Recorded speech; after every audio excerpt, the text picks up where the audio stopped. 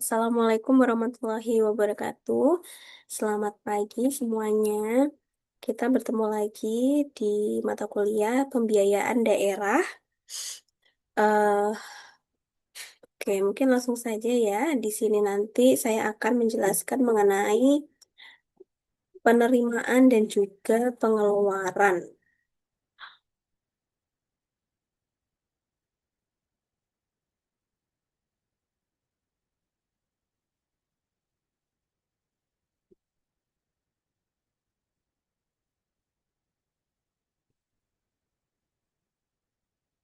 Hmm,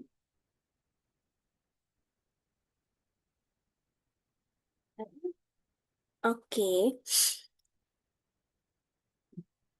pembahasan kita kali ini tentang penerimaan dan juga pengeluaran dari negara ya.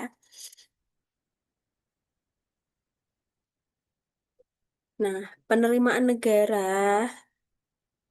ini ya baik itu dari luar negeri maupun dari dalam negeri itu sangat penting bagi keberhasilan proses pembangunan nasional. Karena penerimaan negara ini tujuannya adalah untuk menutupi pengeluaran rutin dari pemerintah. Nah, pengeluaran rutin dari pemerintah itu contohnya adalah untuk membayar gaji pegawai, kemudian untuk belanja barang, maupun untuk pembiayaan program-program dari pemerintah. Kemudian tabungan negara ini adalah sisa dari penerimaan negara setelah dikurangi pengeluaran rutin, ya. Jadi kalau penerimaan itu lebih besar dari pengeluaran rutin, maka sisanya itu menjadi tabungan. Ya.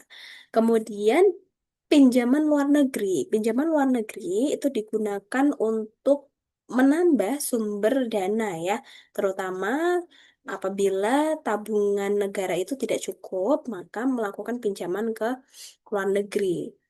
Nah, keduanya ini, tabungan negara dan juga pinjaman luar negeri, digunakan untuk membiayai pembangunan di negara, ya, seperti misalnya pembangunan infrastruktur, kemudian pembangunan pendidikan, pembangunan kesehatan, maupun pembangunan proyek-proyek strategis nasional.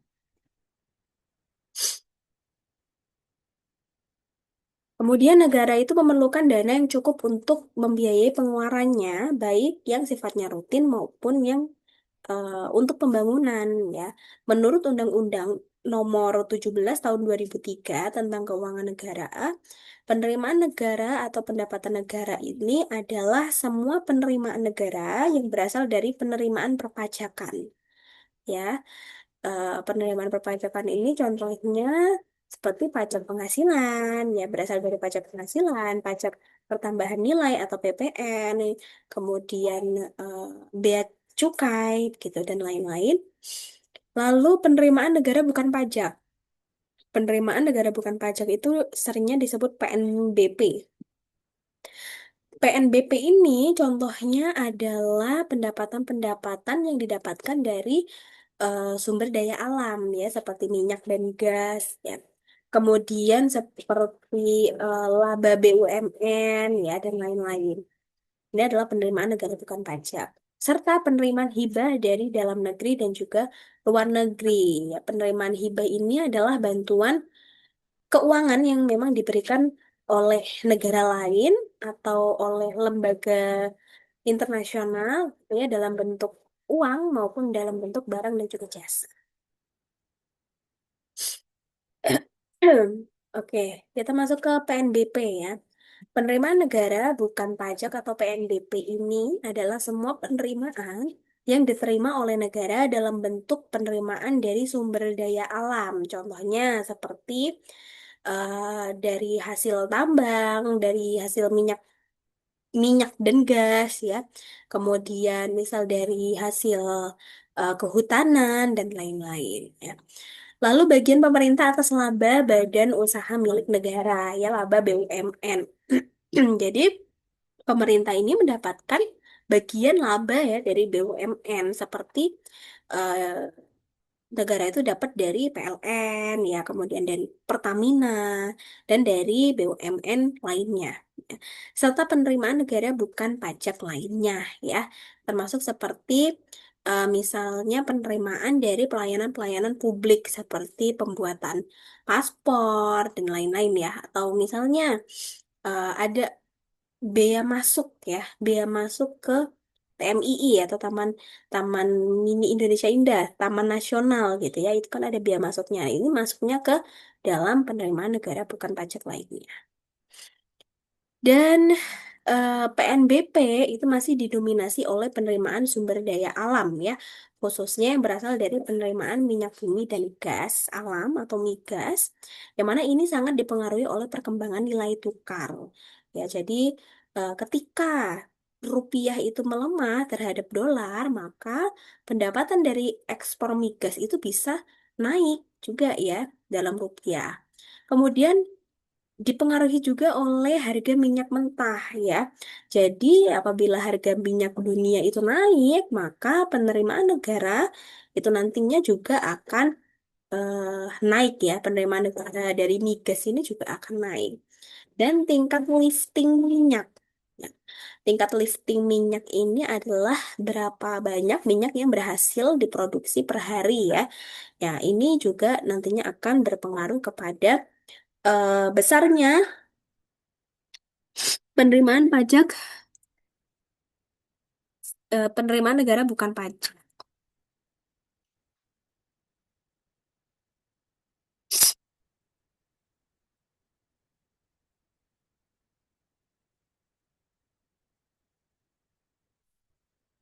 Oke. Lanjut, ada yang namanya penerimaan hibah ya, teman-teman. Penerimaan hibah ini adalah semua penerimaan negara yang berasal dari sumbangan swasta dalam negeri serta sumbangan lembaga swasta dan pemerintah luar negeri. Ya, penerimaan hibah yang dicatat di dalam APBN ini merupakan sumbangan atau donasi atau grant ya dari negara-negara asing atau lembaga atau badan nasional serta perorangan yang tidak ada kewajiban untuk membayarnya. Jadi kalau hibah ini pada akhirnya dicatat di dalam APBN, artinya negara itu secara resmi menerima bantuan ini untuk membiayai program-program atau proyek-proyek tertentu, ya. Contohnya, hibah untuk proyek-proyek lingkungan hidup ya dari lembaga internasional seperti World Bank atau misalnya dari Asian Development Bank gitu. Kemudian juga ada hibah-hibah pendidikan ya dari negara-negara lain untuk membangun sekolah atau menyediakan beasiswa.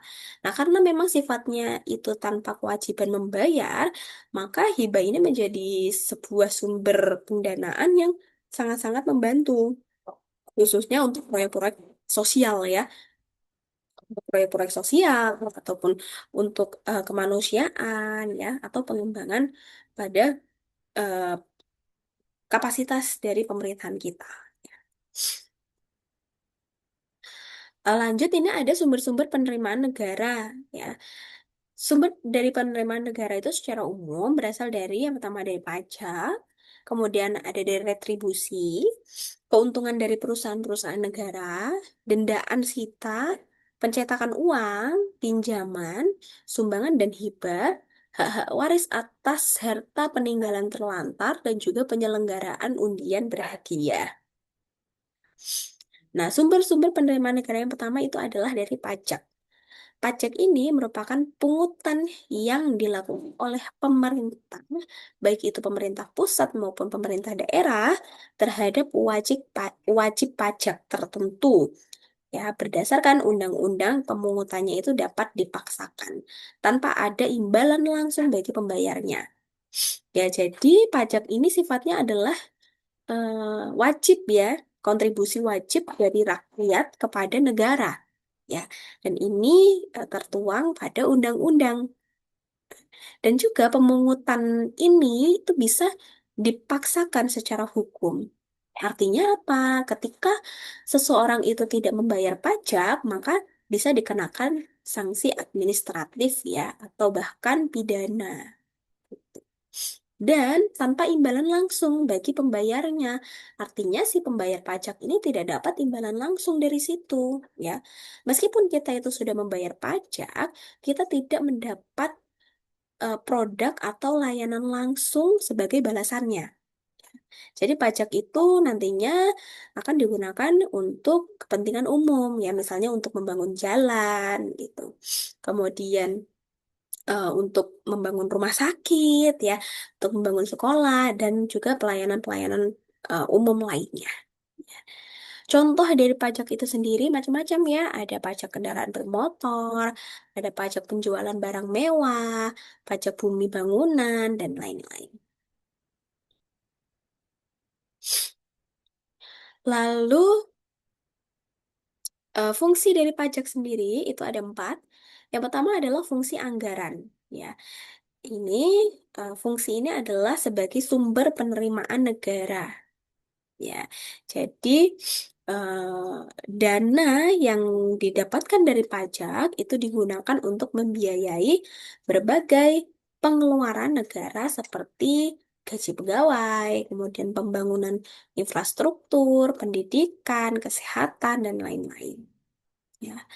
Lalu fungsi regulasi ini digunakan sebagai alat untuk mengatur kegiatan produsen maupun konsumen. Jadi melalui regulasi, ya melalui fungsi regulasi ini, melalui kebijakan pajak, pemerintah itu bisa mengarahkan kegiatan ekonomi eh, ke sektor yang diinginkan, ya, ataupun mengurangi kegiatan ekonomi yang kurang diinginkan, gitu.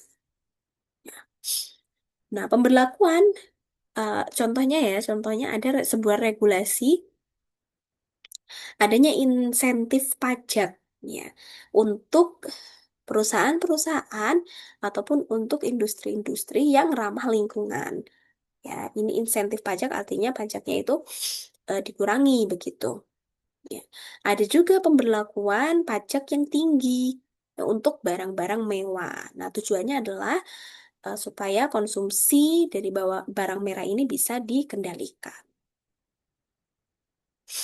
Lalu yang ketiga adalah fungsi stabilitas. Menjalankan kebijakan yang berhubungan dengan stabilitas harga sehingga inflasi itu dapat dikendalikan. Jadi, pajak ini digunakan untuk menjaga stabilitas ekonomi suatu negara ya, terutama untuk mengendalikan inflasi. Apabila inflasi itu terlalu tinggi, pemerintah itu bisa menaikkan pajak supaya daya beli dari masyarakat itu turun ya. Sehingga nantinya inflasi itu bisa ditekan. Dan juga sebaliknya, apabila inflasi itu terlalu rendah atau terjadi pada saat resesi, maka pajak itu bisa diturunkan untuk mendorong konsumsi. Kemudian yang keempat adalah fungsi redistribusi pendapatan. Ini digunakan untuk membiayai semua kepentingan umum. Ya, contohnya adalah eh, pajak-pajak ini kemudian redistribusi pendapatan ya. Jadi ini digunakan untuk lebih kepada mengurangi kesenjangan sosial ya. Pajak dari orang-orang kaya, misalnya pajak dari barang mewah begitu, ini digunakan untuk membiayai layanan kesehatan, kemudian pendidikan dan juga bantuan-bantuan sosial untuk masyarakat miskin.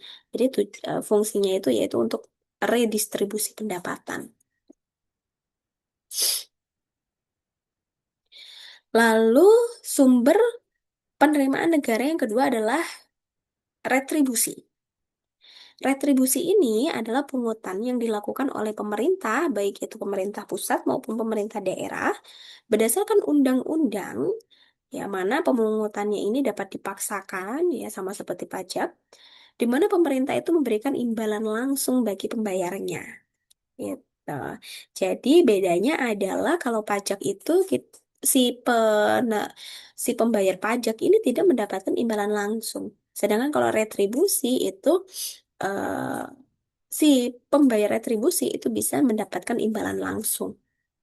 Ya, contohnya eh, pelayanan medis di rumah sakit milik pemerintah, ya. Pelayanan perparkiran oleh pemerintah. pembayaran uang sekolah, perizinan, dan lain-lain. Jadi contoh, kita itu berobat ke rumah sakit milik pemerintah. Lalu kita kan diminta untuk membayar biaya-biaya tertentu. Nah, di situ ada retribusi untuk layanan kesehatan. Tuh. Kemudian terkait dengan apa parkir ya, pelayanan perparkiran oleh pemerintah. Jadi saat kita memarkirkan kendaraan kita di tempat parkir milik pemerintah, maka kita dikenakan biaya retribusi. Di satu sisi kita diminta untuk membayar, tetapi di satu sisi kita juga mendapatkan keuntungan dari situ. Ya, kita mendapatkan imbalannya langsung. Ya. Kemudian selanjutnya sumber penerimaan negara selanjutnya yaitu keuntungan dari perusahaan-perusahaan negara, baik itu dari BUMN maupun dari BUMD. Jadi sebagai pemilik BUMN, pemerintah pusat itu juga berhak memperoleh bagian laba yang diperoleh oleh BUMN. Ya, begitu pula dengan BUMD. Jadi pemerintah daerah itu juga memiliki sebagai pemilik dari BUMD itu berhak memperoleh bagian laba dari BUMD. Lalu ada denda dan sita. Pemerintah ini berhak ya memungut denda atau menyita aset milik masyarakat apabila masyarakat at- ataupun ya dalam bentuk individu, kelompok atau organisasi ini diketahui telah melanggar peraturan dari pemerintah ya. Nah, misalnya apa? Misalnya denda-denda terkait dengan pelanggaran lalu lintas ya. Misal kita melanggar aturan parkir ya atau melanggar tata tertib lalu lintas ya. Kita tidak menggunakan sabuk pengaman misalnya. Ya, kita akan kena denda.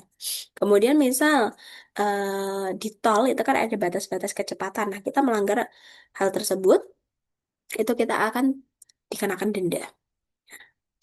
Kemudian ada denda ketentuan peraturan perpajakan. Ya. Jadi wajib pajak ini tuh wajib untuk melaporkan pajak ya, ataupun membayar pajak tepat waktu.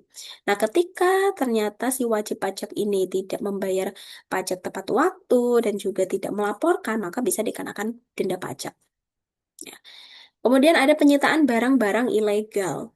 Nah, misal kita terbukti bahwa kita itu menyimpan barang-barang terlarang, seperti misalnya narkotika atau senjata ilegal, maka pemerintah itu memiliki hak untuk menyita barang-barang tersebut. Ya. Lalu ada penyitaan jaminan atas hutang yang tidak tertagih. Ya. Misalnya ada seseorang ataupun perusahaan itu yang tidak membayar hutang sesuai dengan perjanjian. Ya. Maka pemerintah itu bisa menyita aset atau jaminannya ya yang digunakan untuk menutupi hutang yang belum terbayar tersebut. Tujuan dari denda dan juga sita ini tuh apa? Tujuannya yaitu memberikan efek jera, kemudian mengurangi pelanggaran ya dan juga untuk menjaga ketertiban. Lalu sumber selanjutnya yaitu melalui pencetakan uang. Pencetakan uang ini umumnya dilakukan pemerintah dalam rangka menutup defisit anggaran apabila tidak ada alternatif lain yang dapat ditempuh oleh pemerintah. Ya, jadi ini adalah alternatif terakhir dari pemerintah ketika memang pemerintah itu eh, mengalami defisit anggaran. Ya. Tapi penentuan besarnya jumlah uang yang dicetak itu juga harus dilakukan dengan cermat agar pencetakan uang ini tidak menimbulkan inflasi. Ya, karena memang ketika pemerintah itu mencetak uang terlalu banyak, maka bisa terjadi inflasi. Ya, contoh kalau teman-teman tahu itu di negara Zimbabwe ya, mereka itu mencetak uang terlalu banyak. Kemudian akibatnya adalah inflasi yang sangat tinggi di negara Zimbabwe. Ya, barang-barang sangat-sangat mahal. Jadi apa ya, harga barang itu terus naik, tapi penghasilan dari kita itu tidak naik ya. Jadi tidak sebanding.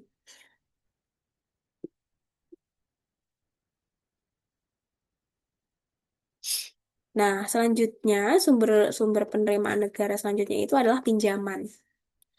Pinjaman pemerintah itu merupakan sumber penerimaan negara yang dilakukan apabila terjadi defisit anggaran. Pinjaman pemerintah di kemudian hari ini akan menjadi beban pemerintah karena pinjaman tersebut harus dibayar kembali berikut dengan bunganya. Ya, nah pinjaman ini dapat diperoleh dari dalam maupun dari luar negeri. Ya. Kemudian sumber pinjaman itu bisa berasal dari pemerintah, bisa berasal dari institusi perbankan, ya, institusi non-bank maupun dari individu.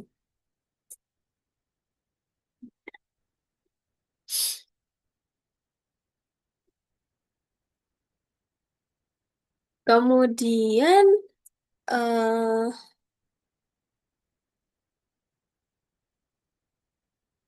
kemudian selanjutnya ada sumbangan dan hibah ya. Sumbangan dan hibah ini dapat diperoleh pemerintah dari individu, dari institusi ataupun dari pemerintah. Dari pemerintah apa namanya luar negeri begitu ya. Sumbangan dari hibah ini dapat diperoleh dari dalam maupun dari luar negeri. Dan tidak ada kewajiban pemerintah untuk mengembalikan sumbangan, hadiah ataupun hibah ya. Kemudian sumbangan dan hibah ini bukan penerimaan pemerintah yang dapat dipastikan perolehannya. Jadi tergantung dari kerelaan pihak yang memberi sumbangan, memberi hadiah ataupun yang memberi hibah. Contohnya tadi ya, hibah dari pemerintah luar negeri, di mana pemerintah luar negeri ini memberikan bantuan pembangunan ya untuk proyek-proyek tertentu, misalnya untuk proyek infrastruktur ataupun untuk proyek pendidikan begitu. Kemudian bisa juga dari sumbangan individu ataupun lembaga. Ya, contohnya apa? Contohnya di negara kita itu terjadi bencana. Nah, itu kita bisa mendapatkan donasi ya, donasi dari bencana itu, ya maupun mendapatkan bantuan sosial dari individu atau lembaga. Lalu selanjutnya itu ada hak-hak waris atas harta peninggalan terlantar. Jadi jika terdapat suatu warisan atau harta peninggalan lain, tidak ada orang datang yang menyatakan dirinya itu berhak atas harta tersebut, atau jika semua ahli waris menolak warisan yang bersangkutan, maka di Indonesia ini menurut pasal 1126 KUH Perdata, harta peninggalan ini maka dianggap terlantar. Dan oleh Balai Harta Peninggalan wajib untuk mengurus dan juga mengumumkannya. Dan jika setelah lewat waktu 3 tahun masih juga belum ada ahli waris yang muncul, maka BHP ini wajib ya menyelesaikan urusannya dalam hal masih ada kelebihan harta benda dan juga kekayaan ini. Ya. Jadi tujuan dari proses ini adalah yang pertama untuk menghindari kekosongan pemilikan harta, ya. Kemudian apalagi menjamin hak negara ya atas harta yang memang tidak ada ahli waris yang sah. Kemudian mencegah penyalahgunaan harta peninggalan oleh pihak yang tidak berhak, ya. Jadi ketika ternyata apa ya kita memiliki harta waris, maka silakan untuk segera dilaporkan, ya, untuk segera diurus. Jangan sampai kemudian kita tidak mengurus bertahun-tahun, akhirnya itu disita oleh negara. Lalu sumber dari penerimaan negara selanjutnya itu penyelenggaraan undian berhadiah. Pemerintah itu dapat menyelenggarakan undian berhadiah dengan menunjuk suatu institusi tertentu sebagai penyelenggara. Dan jumlah yang diterima pemerintah adalah selisih dari penerimaan uang undian dikurangi dengan biaya operasional dan besarnya hadiah yang dibagikan. Banyak negara penyelenggaraan undian berhadiah seperti eh, ada dari Amerika Serikat, Kanada, Australia, Jepang, Jerman, dan juga Indonesia itu juga pernah. Contohnya sendiri, di tahun 2007 gitu ya, di Indonesia itu pernah menyelenggarakan yang namanya undian berhadiah pajak. Nah, ini diselenggarakan oleh DJP ya, atau di Direktorat Jenderal Pajak. Nah, tujuannya apa? Tujuan dari program ini tadi itu adalah untuk meningkatkan kesadaran dan juga kepatuhan dari masyarakat dalam membayar pajak. Ya. Nah, kemudian selisih dari uang undian ya, dikurangi dengan biaya operasional dan juga besarnya pajak. Inilah yang nantinya diterima oleh pemerintah. Selanjutnya ada distribusi beban negara ya. Ini sudah tidak masuk ke dalam sumber penerima negara ya. Distribusi beban negara, jadi dalam menentukan sumber keuangan negara ya, harus ditentukan juga nih prinsip-prinsip yang harus ditempuh untuk mendistribusikan beban keuangan negara kepada para anggota masyarakat. Ya. Beban negara yang didistribusikan kepada masyarakat melalui pajak. Nah, ini ada 4 prinsip ya menurut Adam Smith bagi pengenaan pajak yang baik ya. Prinsip pengenaan pajak yang baik itu ada 4 prinsip. Yang pertama ada prinsip keadilan atau equity. Ya. Jadi pajak itu harus dilakukan secara adil, equity ya, equal. Artinya, setiap warga yang dikenakan pajak itu harus sesuai dengan kemampuan ekonominya. Ya, oleh karena itu sistem pajak penghasilan itu progresif ya. Jadi orang yang memang berpenghasilan tinggi itu akan membayar pajak lebih tinggi. Orang yang berpenghasilan rendah akan membayar pajak rendah. Jadi disesuaikan dengan kemampuan ekonomi setiap orang. Ya, menggunakan prinsip equity atau keadilan. Lalu yang kedua adalah prinsip kepastian atau certainty. Jadi pajak itu harus jelas, baik jumlahnya, kemudian waktu pembayarannya, maupun cara perhitungannya itu harus jelas.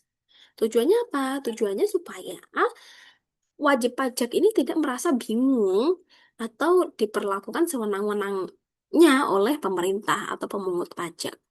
Ya. Dan yang ketiga adalah prinsip kecocokan atau kelayakan, ya, convenience. Pemungutan pajak ini itu harus dilakukan pada waktu dan juga cara yang paling nyaman atau layak ya bagi wajib pajak.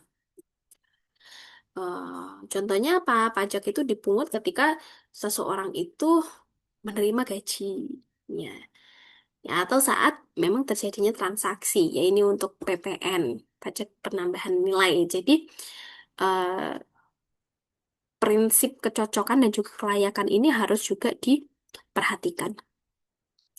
Yang keempat adalah prinsip ekonomi, ya. Jadi, ya seperti prinsip ekonomi yang kita tahu gitu ya, harus seminimal minimal mungkin untuk mendapatkan semaksimal mungkin gitu. Biaya administrasi dari pajak itu harus seminimal mungkin bagi baik bagi pemerintah maupun bagi wajib pajak ya. Tujuannya apa? Tujuannya ya agar pendapatan dari pajak itu tidak banyak terkuras ya hanya untuk kita dia hanya untuk biaya pemungutannya. Harus mempertimbangkan prinsip ekonomi juga. Lalu ini ya jenis-jenis dari penerimaan negara itu ini adalah penerimaan dari pemerintah pusat ya. Ada penerimaan pembiayaan, pinjaman sektor perbankan ya. Ini eh, utang utang kepada udah utang dari lembaga keuangan. Nah, kemudian pinjaman luar negeri. Nah, ini utang dari negara lain ataupun lembaga internasional. Kemudian penjualan obligasi pemerintah ya. Jadi surat utang negara itu dijual kepada masyarakat atau kepada investor. Ya. Kemudian privatisasi BUMN.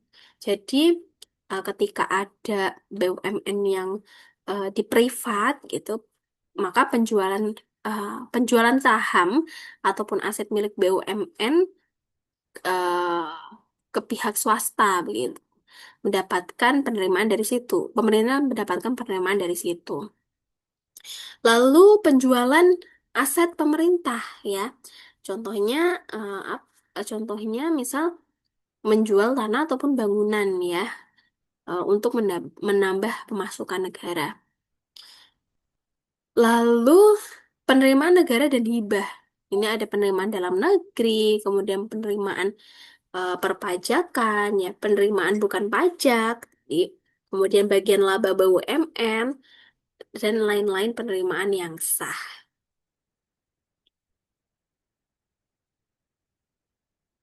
Nah, ini untuk penerimaan pemerintah daerah, kabupaten ataupun kota. Itu ada PAD atau pendapatan asli daerah. Ini terdiri dari pajak daerah, ya, ada juga retribusi, ada juga bagian laba BUMD, ya, dan juga PAD lainnya yang sah yang terdiri dari pendapatan hibah, pendapatan dana darurat, dan lain-lain pendapatan. Pajak daerah, ya, contohnya ya tadi itu pajak kendaraan bermotor, pajak restoran, pajak hotel, pajak reklame, kemudian retribusi daerah, retribusi pelayanan pasar, retribusi parkir, retribusi perizinan, retribusi layanan kesehatan, dan lain-lain. Lalu ada juga bagian laba dari BUMD, ya. Jadi daerah itu juga mendapatkan keuntungan dari BUMD. Contohnya dari PDAM, ya. Dan PAD lainnya yang sah. Pendapatan dari dana perimbangan. Nah, ini juga ada dana-dana perimbangan, ya. Yang pertama itu ada bagian daerah dari PBB dan BPHTB.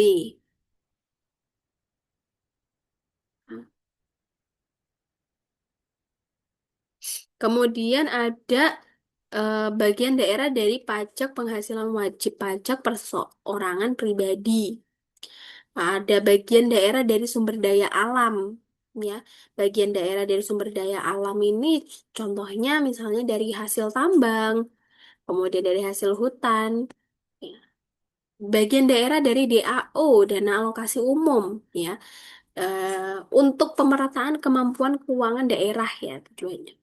Lalu bagian daerah dari dana alokasi khusus. Jadi ini biasanya digunakan untuk membiayai kebutuhan-kebutuhan spesifik, ya, seperti pendidikan, kesehatan, atau infrastruktur.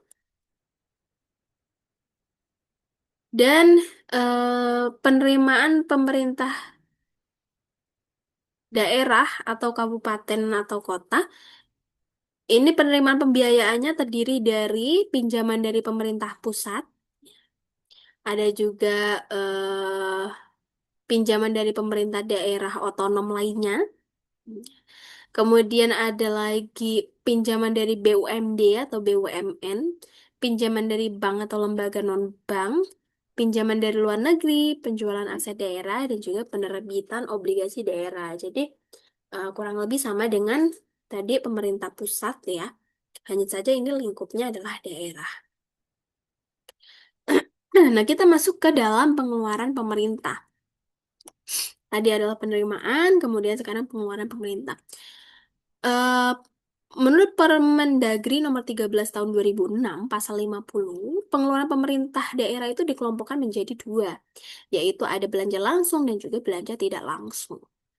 Nah, apa sih bedanya belanja langsung dan tidak langsung?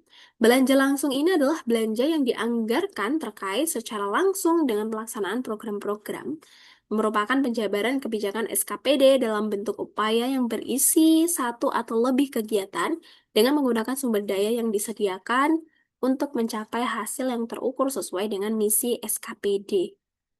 Ya, kegiatan itu kegiatan sendiri adalah bagian dari program yang dilaksanakan oleh satu atau lebih unit kerja pada SKPD sebagai bagian dari pencapaian sasaran terukur pada suatu program dan terdiri dari sekumpulan tindakan pengerahan sumber daya yang baik yang berupa personal, sumber daya manusia, barang modal termasuk peralatan dan teknologi, dana, dan kombinasi dari beberapa atau kesemua jenis sumber daya tersebut sebagai masukan atau input untuk menghasilkan pengeluaran atau output dalam bentuk barang dan jasa. Sasaran atau target sendiri itu adalah hasil yang diharapkan suatu program atau pengeluaran yang diharapkan dari suatu kegiatan. Pada intinya adalah belanja langsung ini terkait dengan hasil nyata ataupun output. Ya, jadi belanja yang memang digunakan untuk sesuatu yang ada outputnya, ya, ada hasilnya, seperti pembangunan jalan, kemudian penyediaan layanan kesehatan, atau misal untuk pelatihan pegawai. Jadi setiap rupiah yang dikeluarkan itu harus berkontribusi langsung pada program atau kegiatan dari pemerintah daerah. Sedangkan kalau belanja tidak langsung itu sendiri adalah belanja yang tidak dipengaruhi secara langsung oleh adanya program atau kegiatan. Jadi belanja tidak langsung itu terdiri dari belanja pegawai, belanja bunga, belanja subsidi, belanja hibah, belanja bantuan sosial, belanja bagi hasil, belanja bantuan keuangan dan belanja tidak terduga. Keberadaan belanja tidak langsung ini bukan merupakan konsekuensi dari ada atau tidaknya suatu program atau kegiatan. Belanja tidak langsung ini sendiri digunakan secara periodik ya, dalam rangka koordinasi penyelenggaraan kewenangan pemerintah daerah yang bersifat umum. Jadi belanja tidak langsung ini sifatnya adalah rutin, wajib, dan sifatnya umum. Berbeda dengan belanja langsung yang fokusnya itu pada kegiatan atau program tertentu. Ya. Tanpa program pun untuk belanja tidak langsung ini itu tetap harus dianggarkan ya demi menjaga jalannya pemerintah daerah. Oke, jadi kurang lebih itu ya teman-teman, pembahasan kita terkait dengan penerimaan dan juga pengeluaran dari daerah sendiri. Pengeluaran negara maupun daerah ya. Eh, Apabila nanti teman-teman ada yang ingin ditanyakan, silahkan bisa langsung sampaikan di WhatsApp ataupun di email ya. Kemudian eh, saya tutup ya perkuliahan kita, pertemuan kita secara daring ini. Semoga apa yang sudah saya sampaikan ini bermanfaat untuk teman-teman semuanya dan selamat pagi ya. Eh, Kurang lebihnya saya mohon maaf. Wassalamualaikum warahmatullahi wabarakatuh.